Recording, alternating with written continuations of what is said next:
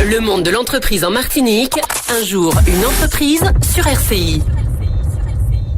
RCI 8h25, que pourrait-on faire après le bac, Fanny ?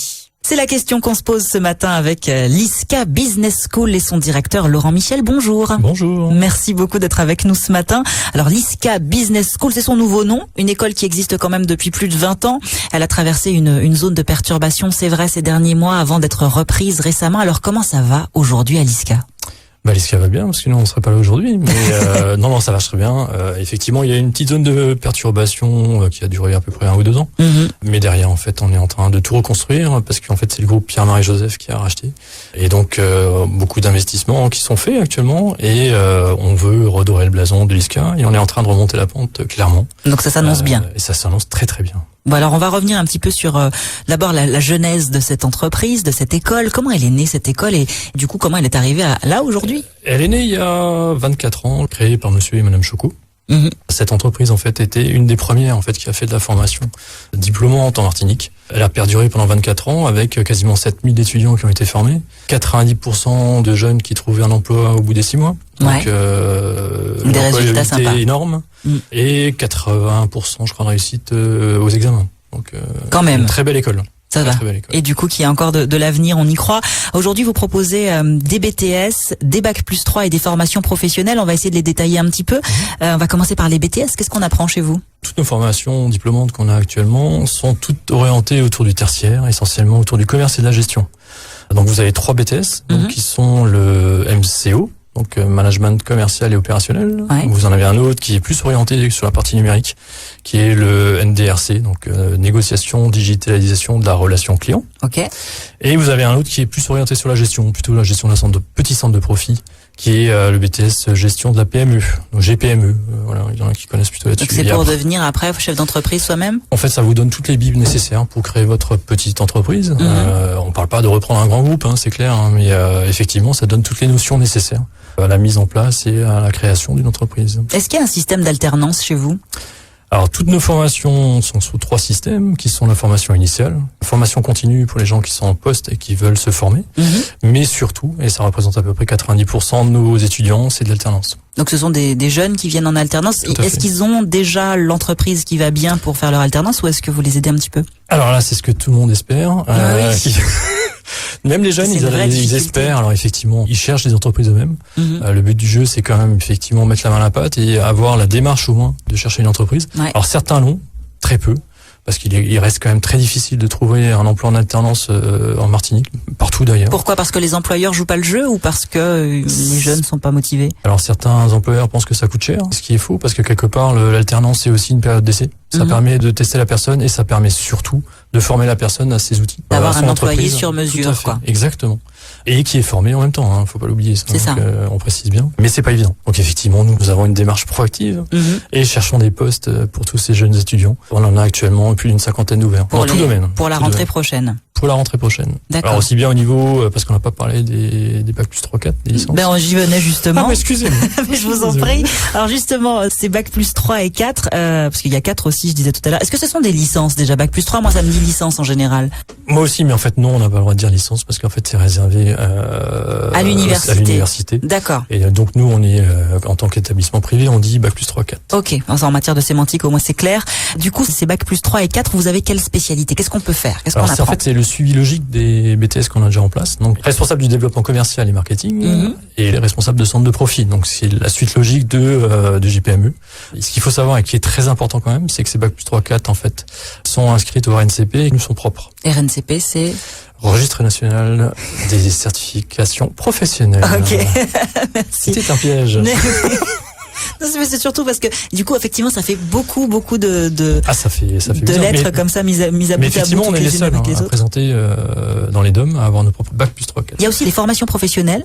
On fait aussi de la formation professionnelle, donc ils sont pas diplômantes comme celle-là en fait. Et alors les formations professionnelles, effectivement, on a déjà un catalogue qui existe, mais qu'on étoffe nettement. Et le but pour nous, effectivement, c'est de faire plus de l'ingénierie de formation. Donc s'adapter par rapport au marché local et aux besoins des entreprises. Et pareil, des besoins qui sont aussi ressortis suite à les GPEC qui sont mis en place par les OPCO, Opcalia, enfin pour l'instant, et d'autres organismes. Le but du jeu pour nous, c'est d'apporter le plus vite possible une réponse à ces besoins. Donc ça veut dire que régulièrement ça peut changer. Tout à fait. On peut changer des formations tous les ans, tous les mois. Non, ça peut aller très vite. Le but du jeu pour nous, c'est d'être hyper réactif sur le mode agile et c'est vraiment adapter des formations aux besoins du marché. Ça veut dire besoin du marché, c'est aussi un marché qui est assez petit. Donc derrière, ça sert à rien de former 2000 personnes. Le but du jeu, c'est former le nombre de personnes qui correspondent, donc il faut. Pour que chacun trouve un boulot et que boulot. chaque entreprise puisse faire pourvoir ses postes. C'est dans ce contexte-là aussi que le groupe a racheté l'ISCA, parce qu'en fait on avait déjà une offre de formation qui existait au sein du groupe Pierre-Marie Joseph. Et le but du jeu, c'est aussi pouvoir apporter aux jeunes qui n'ont pas forcément la possibilité de partir ailleurs. Et surtout le problème aussi, c'est que tout le monde part, mais beaucoup de gens ne reviennent pas. Ouais. C'est de pouvoir donner une alternative et surtout une offre de formation complète à tous ces jeunes. Est-ce qu'elles sont payantes ces formations ? Les formations sont payantes. Alors pour tout ce qui concerne l'alternance, c'est payé par les organismes financeurs, généralement les Opcalia, les AGFO, c'est tout ça. Donc c'est totalement pris en charge. Et après, en alternance, bien sûr, l'étudiant touche un salaire de son entreprise, proportionnel à son âge. Et pour les initiales, il y a aussi des possibilités d'être financés, mais autrement, c'est à eux de payer leur formation. Qui sont les enseignants de l'ISCA ? Alors les enseignants de l'ISCA sont des enseignants qui viennent certains de l'éducation nationale, parce qu'il faut, je pense que c'est important de faire un mix, et des gens qui viennent du milieu professionnel, qui ont effectivement une expérience professionnelle avérée, et qui peuvent apporter quelque chose de différent aux étudiants, une autre forme d'éducation, une pédagogie différente, et surtout une vision de ce que peuvent être les métiers de l'entreprise. Il y a plusieurs écoles en Martinique qui font un petit peu la même chose que vous, qui proposent aussi des formations diplômantes. Est-ce qu'il existe une concurrence entre les différentes écoles qui font la même chose que vous ? Bien sûr qu'il existe une concurrence, mais la concurrence est saine, donc c'est très bien. Je pense que le but du jeu pour la Martinique, c'est d'avoir effectivement une offre variée et importante, parce que on est tous là aussi pour gagner notre vie, mais je pense que fournir aux jeunes de Martinique une possibilité de trouver un emploi est certainement plus important, et on en profitera tous de toute façon. Il y a quelque chose qui est très important pour un étudiant qui va rentrer dans les études supérieures, c'est la réputation de son école. Aujourd'hui, quelle est la réputation de l'ISCA aujourd'hui et hier d'ailleurs, sur le marché caribéen, sur le marché international? Alors l'ISCA, c'était quand même 28 centres de formation qui étaient répartis sur toutes les Caraïbes et surtout aussi en métropole. Maintenant, on n'est plus que ressenti sur la Martinique.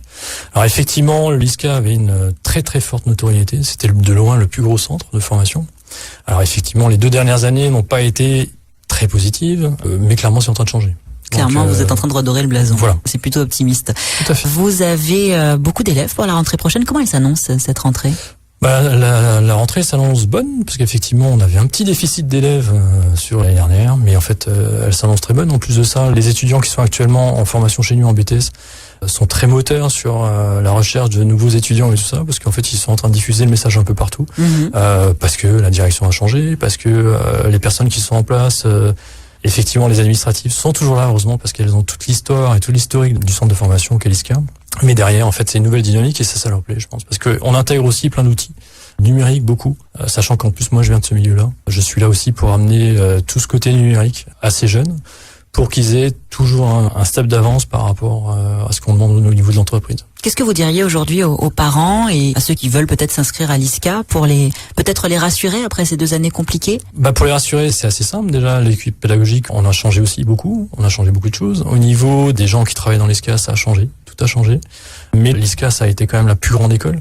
C'est un socle qui marche très très bien. Donc en fait, on n'est pas là pour tout réinventer. On utilise effectivement tout ce qui marchait très très bien et qui a très bien marché pendant 24 ans.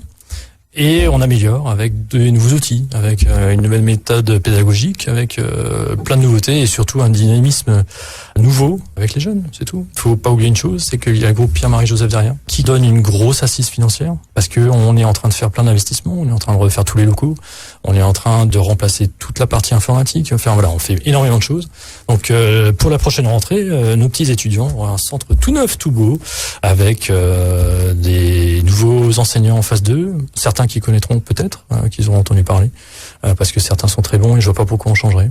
Enfin voilà. C'est plutôt rassurant tout ça. Merci beaucoup Laurent Michel d'avoir été avec nous sur RCI ce matin pour parler de l'ISCA qui prépare sa prochaine rentrée avec beaucoup de positivisme et d'optimisme. Belle journée à vous. Merci beaucoup à vous. Et aussi. à bientôt, merci. C'était votre rendez-vous un jour en entreprise avec Groupama.